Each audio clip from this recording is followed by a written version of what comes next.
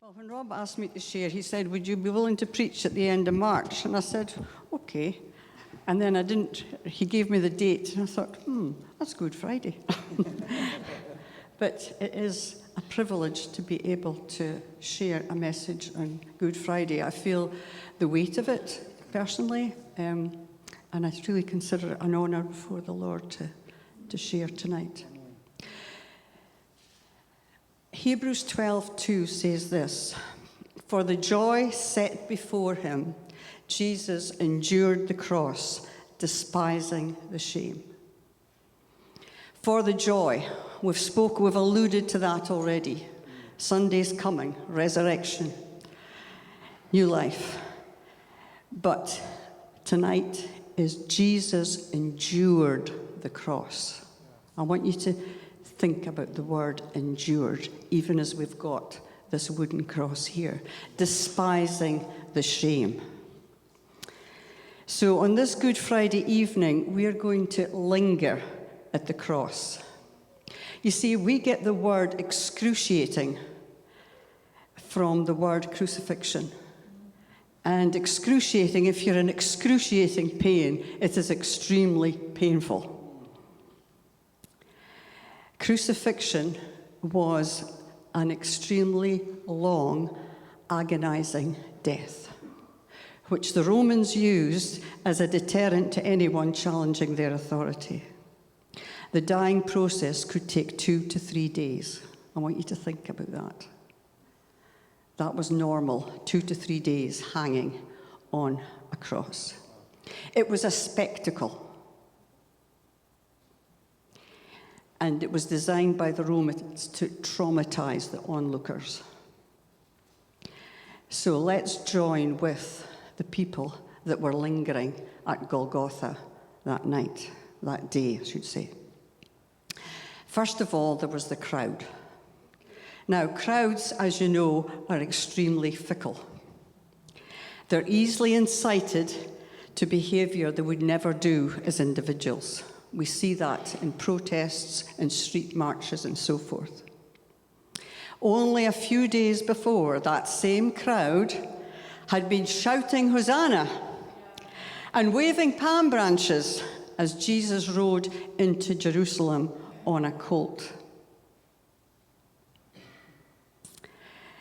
But now, stirred up by the chief priests, what were they shouting? No more Hosanna. Crucify him! Crucify him! When Pilate asked, as was the custom at the Feast of Passover, who they wanted to see released from prison, he gave them the choice. Would it be the notorious criminal Barabbas or this just man Jesus? And they shouted, "Give us Barabbas." So Barabbas was freed, and the just man was to be crucified. For them, for the crowd, you see, the messianic dream was over. They thought that Jesus was the king that was going to set them free from the Romans. Now they were afraid. They didn't want to be associated with Jesus. They mocked him on the cross, saying, "He saved others. Let him come down and save himself."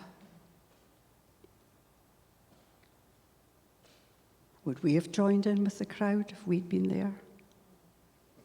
And what was Jesus' response to the crowd? He said, "Father, forgive them, for they know not what they do." Mercy and forgiveness in the face of mocking. Next, we've got the Roman soldiers. They were there at the cross. For them, you know, Israel was a troublesome place to be sent to. The Romans were pagans, and most of the other nations that they conquered were pagan nations. Keeping order in Israel was a challenge.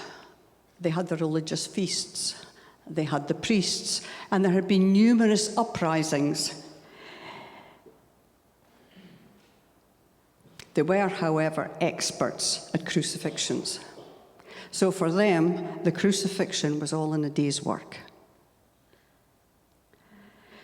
Jesus, before the cross, had already received 39 lashes. It's called a scouring. It was made with like a whip with little bits of glass that dug into your back. He had his beard pulled out. He was spat at. He was mocked. They made the crown of thorns. They put a reed in his hand and put a purple cloak upon him and shouted to him, "Hail, King of the Jews." And by the time it was time for Jesus to walk out to Golgotha, he couldn't carry his cross because he was so weak. And Simon of Cyrene was drafted in to carry it for him. They went about their work with great efficiency. And when Jesus and the two thieves were being crucified, they set about dividing his clothes and casting lots for his garments, prophesied in Psalm 22, verse 18. The Jews asked Pilate that the bodies not be left on the crosses on the Sabbath. So to ensure death, the soldiers broke the legs of the two criminals. But when they came to Jesus, he was already dead. So his legs were not broken. Psalm 34, verse 20. The detail, the prophetic detail in the crucifixion is amazing. Instead, they stuck a spear into his side, and out flowed blood and water. You see, the Romans had to be sure that these people were dead.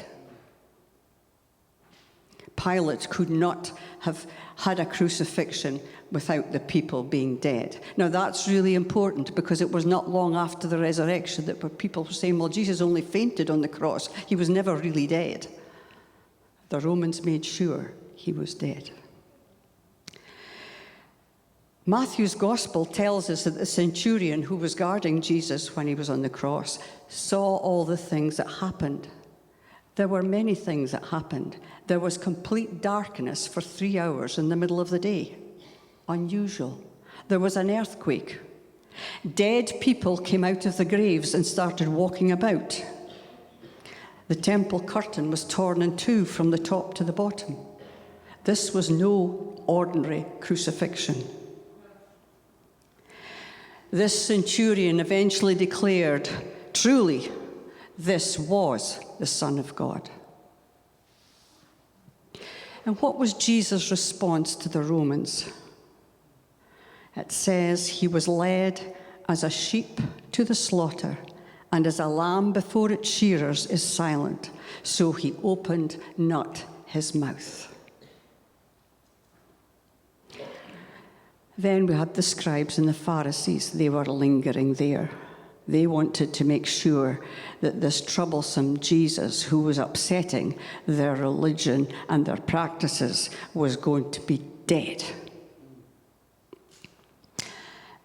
And when Jesus was with Pilate and the scribes and Pharisees were there, and Pilate asked what he had to say to them, again, he said nothing. You find that in Matthew 24, verse 12. So Jesus' response to the scribes and Pharisees was to say nothing.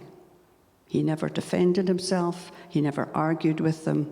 He knew, in a sense, that in God's plan, they were being motivated through envy, and Satan was using them, but that was all under God's plan and God's authority. Next at the cross was Mary and John. There were other women there with Mary and with John. You see, John was a young lad, and not a threat to security, nor were the women. So they were allowed to mingle there. They weren't going to be arrested. But all the other disciples had fled and scattered. So let's focus in on Mary for a minute. Mary hadn't grasped the mission and purpose of her son up until this point. As a mother, she was in absolute anguish of heart and soul as she gazed upon the man on the cross, naked. He didn't have a loincloth on, he was naked. He was in agony. The Bible says he was marred more than any man. That same man that she had carried in her womb, that she had nursed, that she'd watched grow in wisdom and favor with God and man. Did suddenly she remember the words of Simeon that she didn't really understand when Jesus was dedicated in the temple? A sword will pierce your own soul. John, that young lad, the beloved, who lay with his head on Jesus' breast, was actually the only eyewitness of the crucifixion out of the 12 disciples. And that was going to be really important. And what was Jesus' response to them as he saw his mother in anguish of soul, broken-hearted? And he looked at John, the disciple who probably understood him most.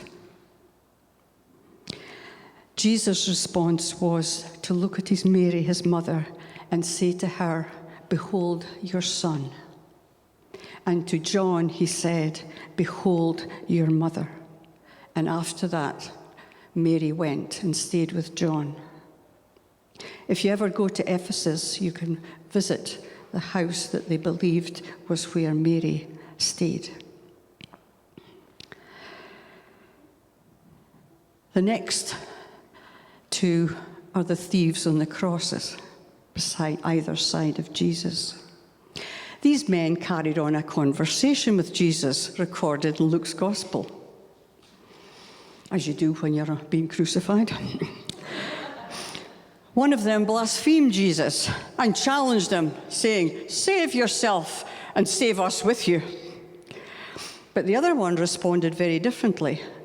He acknowledged that they actually deserved to be crucified. They deserved their punishment, whereas he said Jesus had done nothing wrong. Then he turns to Jesus and he utters these amazing words of faith and revelation. He says to him, "Lord, remember me when you come into your kingdom." Amazing that he recognized that Jesus was actually a king with a kingdom.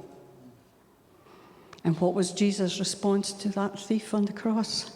"Today, you will be with me in paradise."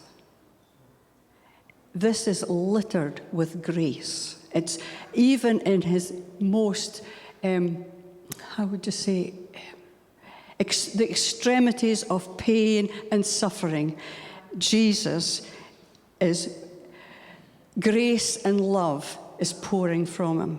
You see, it was love that kept him on the cross. It wasn't the Roman nails. It was love. God so loved the world that he gave his only son. And his only son hung on that cross because of love.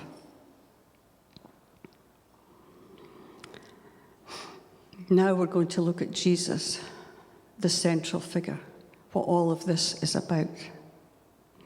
The sign above the cross declared him Jesus of Nazareth, King of the Jews. It was written in 3 languages: Greek, Hebrew, and Latin. Greek was the universal language of the day, a bit like English. You know, most places you can go, people speak English. Latin, of course, was the official language of the Roman Empire, and Hebrew was the official language of Israel. The chief priests were furious at Pilate regarding the sign. They knew that he didn't believe that Jesus was the King of the Jews any more than they did. But Pilate was snubbing them. He thought, "You've organized this so that I'm the one that's got to crucify him. I'm just going to stick this up there. That's what you people deserve, a king that's going to die. So he said, I'm leaving it. So the sign announced to the whole world that Jesus was the Jewish Messiah, the King of the Jews. Now, of course, as Rob's alluded to when we were doing the breaking of bread, the crucifixion occurred at Passover, when the Jews celebrated the angel of death passing over them back in Egypt. And for that celebration, they needed a lamb without blemish. So here on the cross, we have the perfect, sinless Lamb of God taking on the sin of the whole world. Now, I want to read Isaiah 53 as well. I'm going to read from verses 3 to 7. We just let the words, it's such a familiar passage, and that's often when passages are familiar, we often don't take in the fullness of it. So reading from verse 3, Jesus is despised.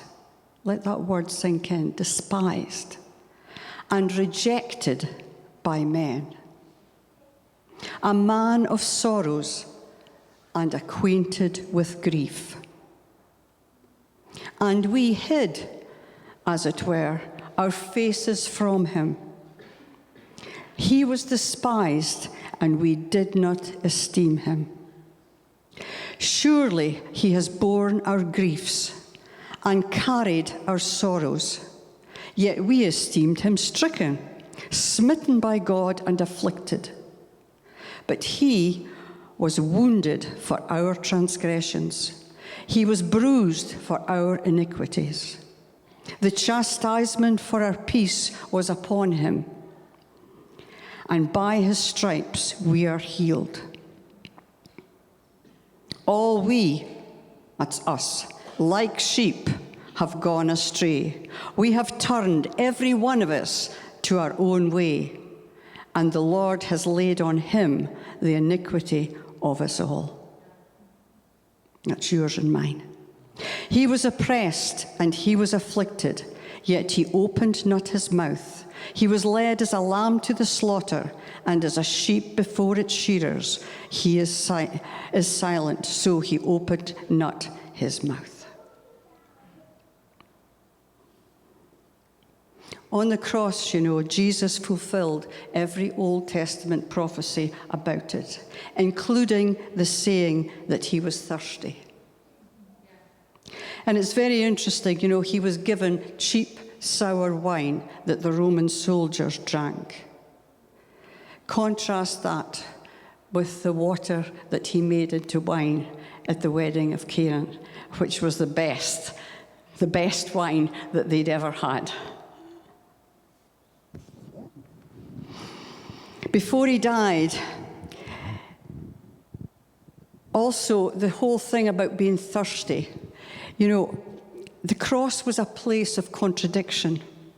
I wonder what the Apostle John was thinking. The disciples came back when Jesus was sitting at the well with the Samaritan woman, and what did he say to her? He said, "Ask of me, and I will give you living water, that you may never thirst again." And here's Jesus thirsty. In John chapter 8, remember what he said there. "If anyone thirsts, let him come unto me and drink." What had happened to all that living water? Jesus himself is thirsty.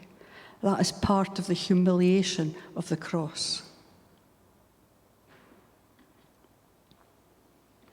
So his followers were confused, disappointed, and scattered. And Satan and his demons thought they had the victory. But they don't know what's coming. Otherwise, it says they would never have had the King of Glory crucified. And the cross, you see, as we look at it tonight, is the place of the divine exchange for us. So I'm just going to read some of the divine exchanges and ask if you have made that exchange in your life. You see, Jesus was punished that we might be forgiven. Jesus was wounded, we've heard about that already, that we might be healed. Jesus was made sin, that we may be made righteous with his righteousness. He tasted death so that we could taste his life. He endured rejection that we might have his acceptance. He became a curse that we might receive a blessing. And he bore our shame that we may receive his glory.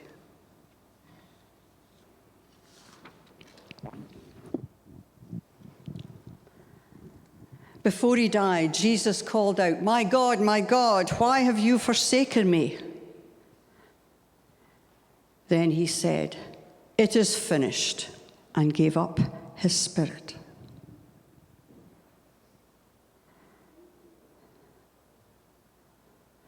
You see, Jesus wasn't killed by the Romans on the cross.